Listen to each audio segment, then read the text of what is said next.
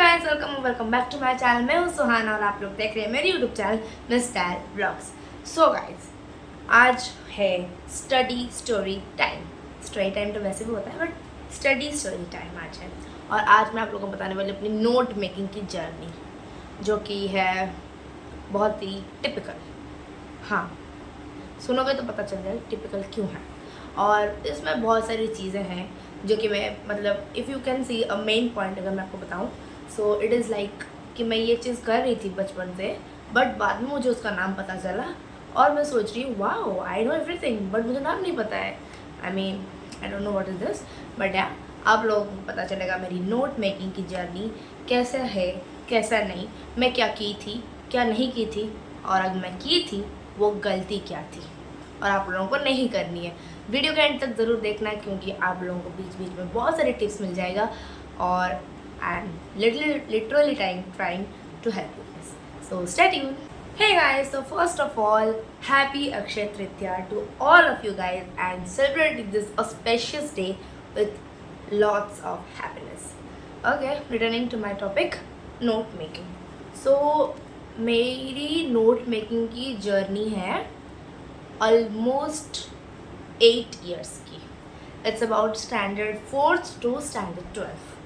सो अभी तो मैं कुछ बट करती नहीं हूँ, वैसे नोट तो होता नहीं मेरा, बट या स्टैंडर्ड 4th से स्टैंडर्ड 12th मेरी नोट मेकिंग की जर्नी रही है। एंड अगर मेरी कुछ टर्निंग पॉइंट में बोलूँ कौन सी जगह रही है, तो दैट इज़ ऑलमोस्ट लाइक मुझे कुछ नहीं पता था एंड मुझे सब कुछ पता है टाइप्स। तो that is Covid time, pandemic. जिस टाइम में लॉकडाउन हुआ, सब घर में बैठे, सब फ़ोन चलाए, सबको पता चला नई नई चीज़ें। तो उस टाइम मुझे बहुत कुछ पता चला and if I will tell turning point of my life then that is only a time, that is only a point I like मुझे बहुत कुछ पता चला। तो इसके बहुत कुछ के अंदर मुझे अपनी नोट मेकिंग के बारे में भी बहुत कुछ पता चला। सो वो मैं आप सबको शेयर करना चाहती हूँ। So let's get into the story. So okay, let's start it with standard 4th। तो मेरी चुल मची थी कि मैं नोट्स बनाऊंगी और मुझे नोट्स बनाने में बहुत मज़ा आ रहा था। मुझे किसी ने नहीं बताया था कि नोट्स बनाना अच्छा होता है, नोट्स बनाने से क्या फ़ायदा होता है।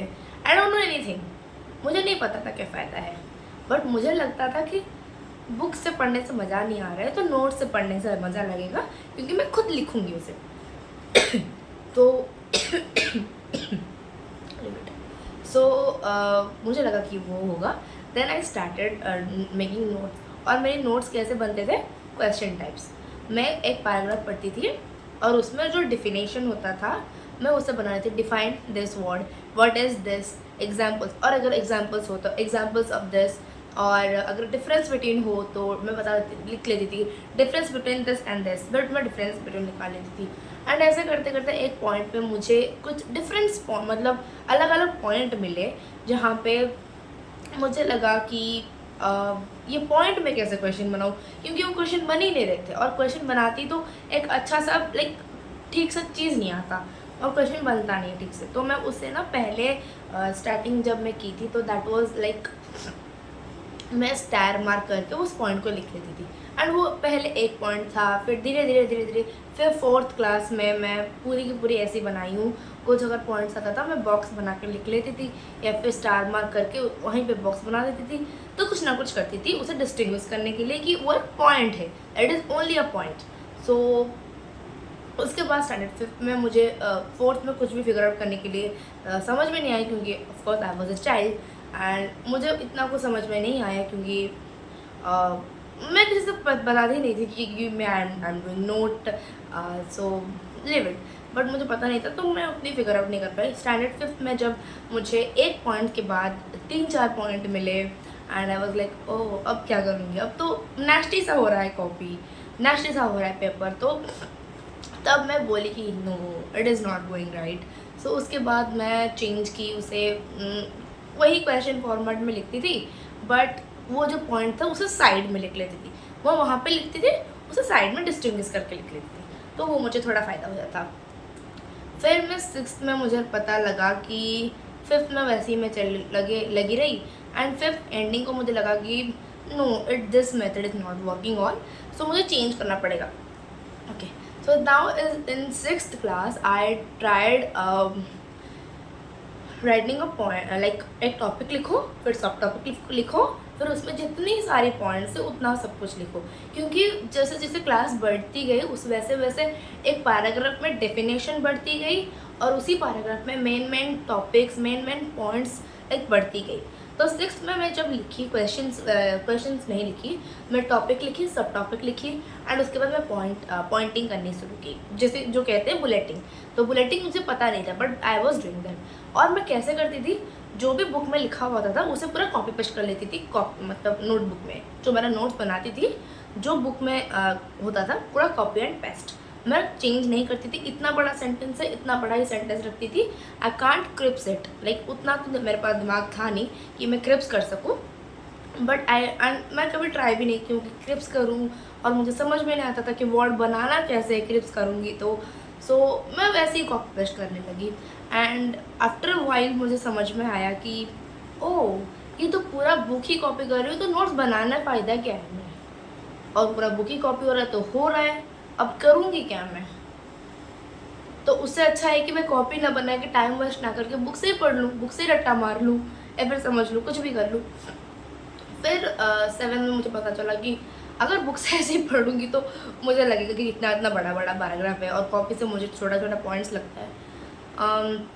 तो मैं थोड़ा थोड़ा लाइक एक पॉइंट को, सॉरी 2 पॉइंट को एक पॉइंट करके लिखने लगी कॉपी नोट्स में. मुझे मेरी एक पॉइंट को लाइक 2 पॉइंट को मैं एंड लगा के और लगा के, या फिर दिस इज़ वाई लगा के मैं मैं अपने पॉइंट स्क्रिप्ट करने लगी उसी टाइप से.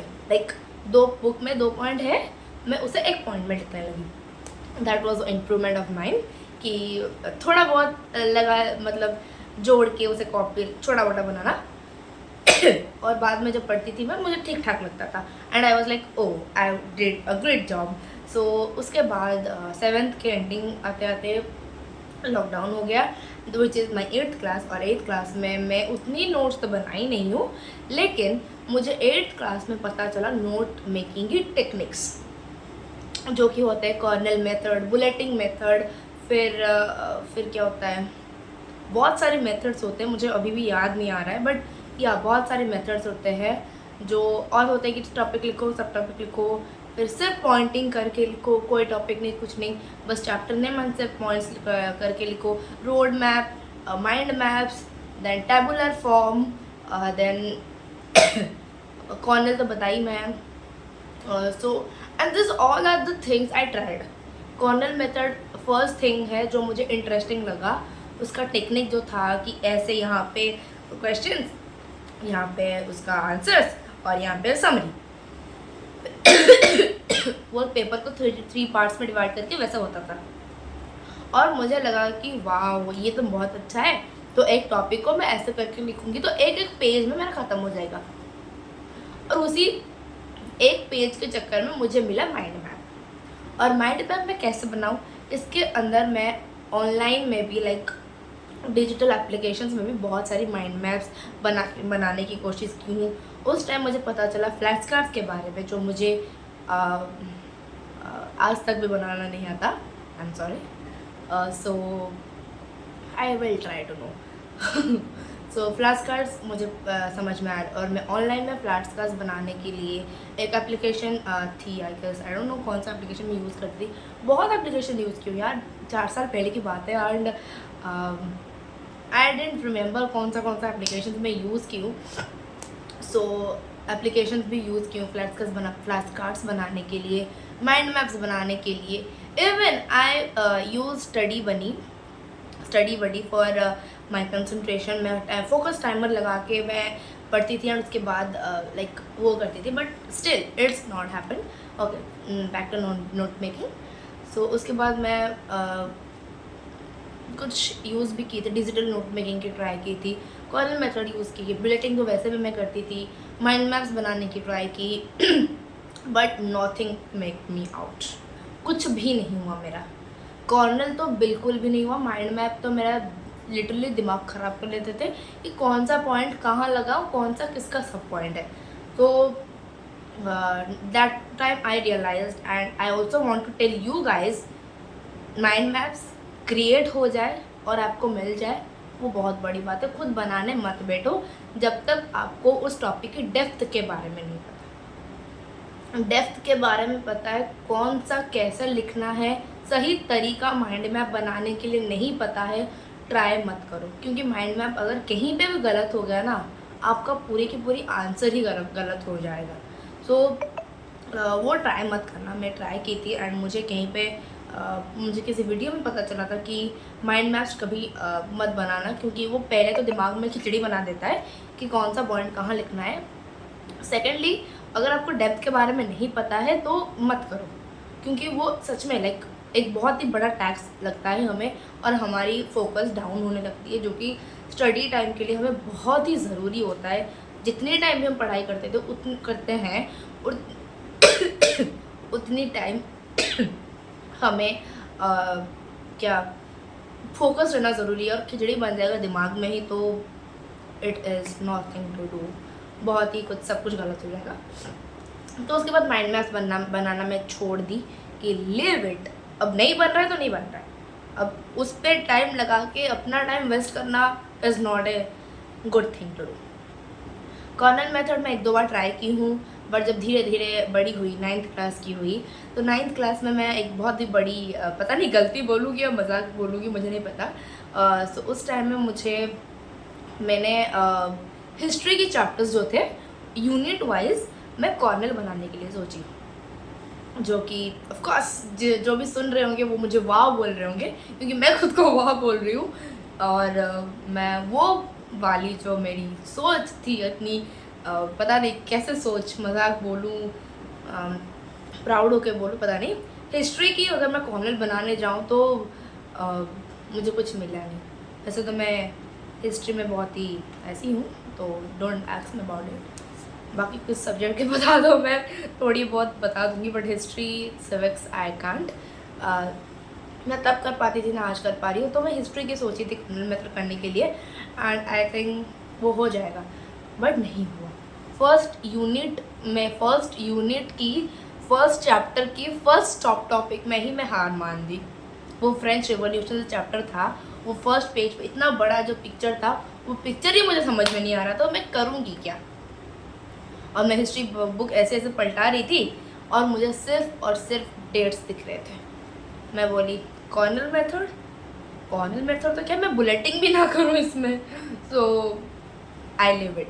एंड उसके बाद मेरी ट्रेडिशनल मेथड जो मुझे पता था, बुलेटिंग, टॉपिक, सब टॉपिक, पॉइंट्स। हाँ, अभी पता चल गया था कि क्रिप्स और छोटा छोटा कैसे लिखना है मतलब टू द पॉइंट नोट्स कैसे बनाना है, तब मुझे पता चल रहा था।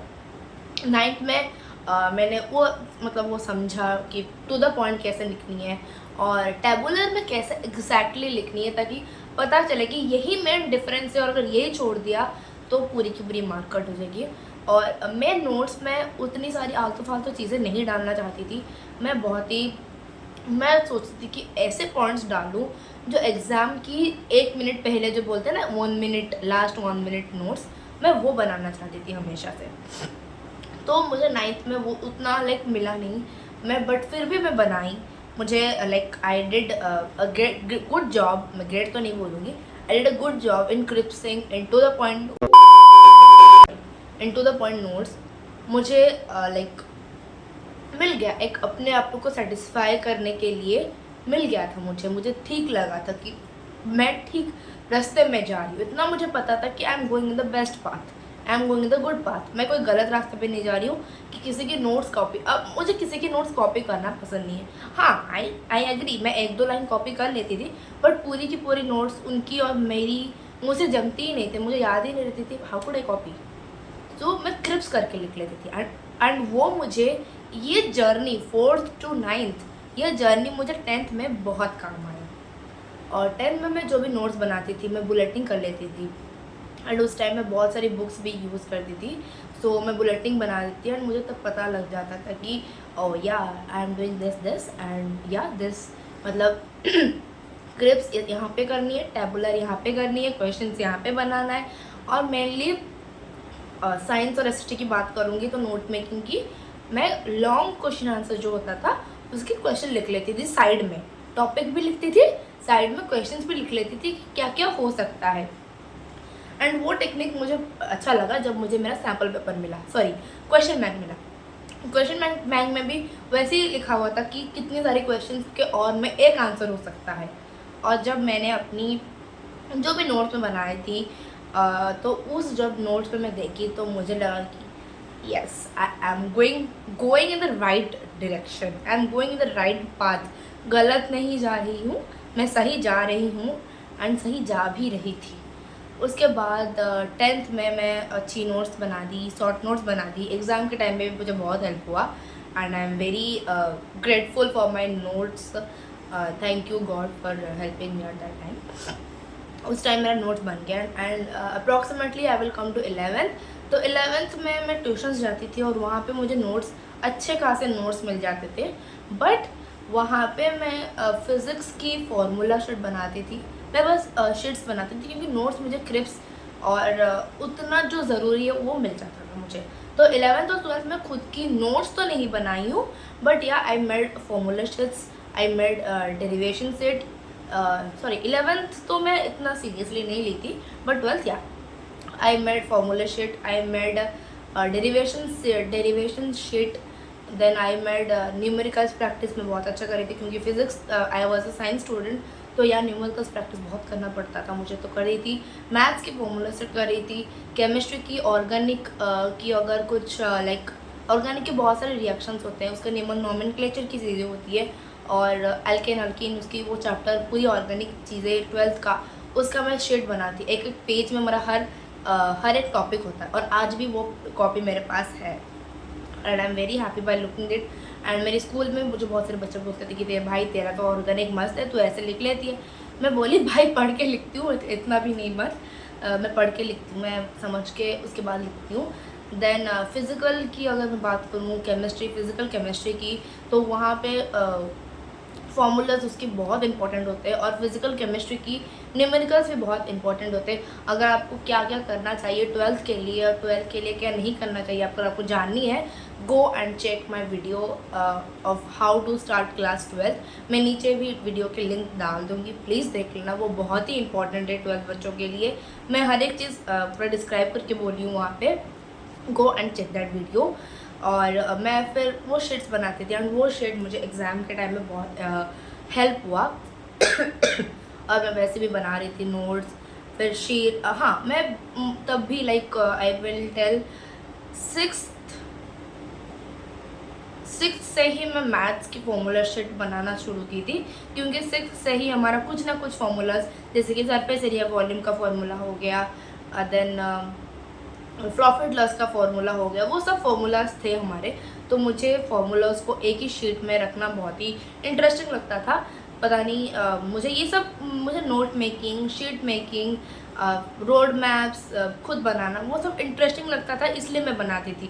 मैं एक ऐसे पर्सपेक्टिव से नहीं बनाती थी जहाँ पे सिर्फ मुझे पढ़ाई के लिए बनानी है, मुझे इंटरेस्टिंग लगता था इसलिए मैं बनाती थी। एंड मैं ये कभी भी नहीं बोलूँगी कि आपको किसी की नोट्स पे नहीं जानी है। अगर आपको ठीक लगता है, अगर आपको लगता है कि हाँ मैं यहाँ से पढ़ूँगी तो मुझे समझ में आएगा, तो you can follow. Otherwise don't go to that. You can use that note to crisp your notes, but don't go to that. क्योंकि जब आपको समझ में नहीं आएगा तो आप पढ़ोगे कैसे? बिकॉज एट द एंड हमें पढ़ाई चाहिए, हमें नोट्स इसलिए चाहिए कि ताकि हमारे एग्जाम्स में अच्छे आए। अगर आपको नोट्स समझ में ही ना आए तो आप पढ़ाई कैसे करोगे और अच्छे मार्क्स कैसे लाओगे?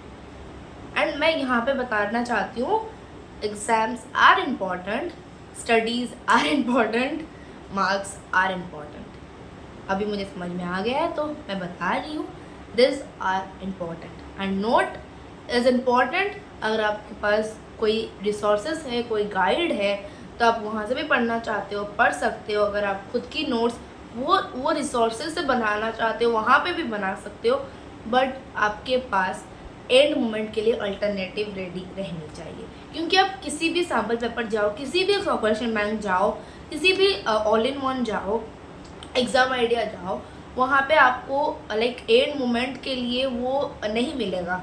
नोट्स आपको एंड मोमेंट के लिए नहीं मिलेगा, लाइक 1 डे पहले या फिर 10 मिनट्स पहले वाला नोट्स आपको नहीं मिलेगा, वो आपको क्रिएट करना पड़ेगा अपने और से, क्योंकि 10 मिनट पहले आप पढ़ोगे ये किसी को नहीं पता होता। आई नो यूट्यूब में बहुत सारे वीडियोज़ होते हैं 10 मिनट्स बिफोर नोट्स, बट वो नोट्स आपको प्रिंट आउट भी करनी है। एग्ज़ाम हॉल में आपको फ़ोन अलाउ नहीं होता है, तो प्रिंट आउट भी करनी है, और बोर्ड्स के एग्ज़ाम हॉल में तो कुछ भी अलाउ नहीं होता। तो वैसे नोट्स बनाओ जो आपको एंड मोमेंट पे ध्यान आए, और अगर आप एग्ज़ाम हॉल के बाहर बैठे हो, मैं बोर्ड्स के बच्चों के लिए बात कर रही हूँ जो भी आगे बोर्ड्स देने वाले हैं, फिर इस साल नेक्स्ट ईयर बोर्ड देने वाले हैं, जो इस साल 10th में गए हैं, मैं बताना चाहती हूँ 10th और 12th में गए, मैं बताना चाहती हूँ अगर आप हॉल के बाहर में भी बैठ के पढ़ रहे हो ना, वो क्रिप्स नोट्स ही आपको हेल्प करेंगे और कोई नोट्स आपको हेल्प नहीं करेगा। और जितना भी आपके टीचर्स के नोट हैं, और जितना भी आपकी स्कूल्स की नोट है, जितने भी आपने बुक पढ़ा हुआ है, जितना भी आपने अपना रट्टा मारा है, वो कुछ हेल्प नहीं करेगा उस टाइम इतनी पैनिक में आप जा रहे होंगे ना, वो एक लास्ट सीन ही आपको सब कुछ याद दिला देगा। I am saying you guys, क्योंकि मैं पैनिक में जाती थी हॉल, एंड अगर मैं रास्ते में लिटरली मैं बताऊँ, मैं रास्ते में याद करके जाती थी। अगर मुझे कुछ याद नहीं आता था, मैं वहाँ पे बस वन लुक मुझे सब कुछ याद दिला देता था। एंड आई एम सेइंग मैं वहाँ वैसे पढ़ के गई हूँ।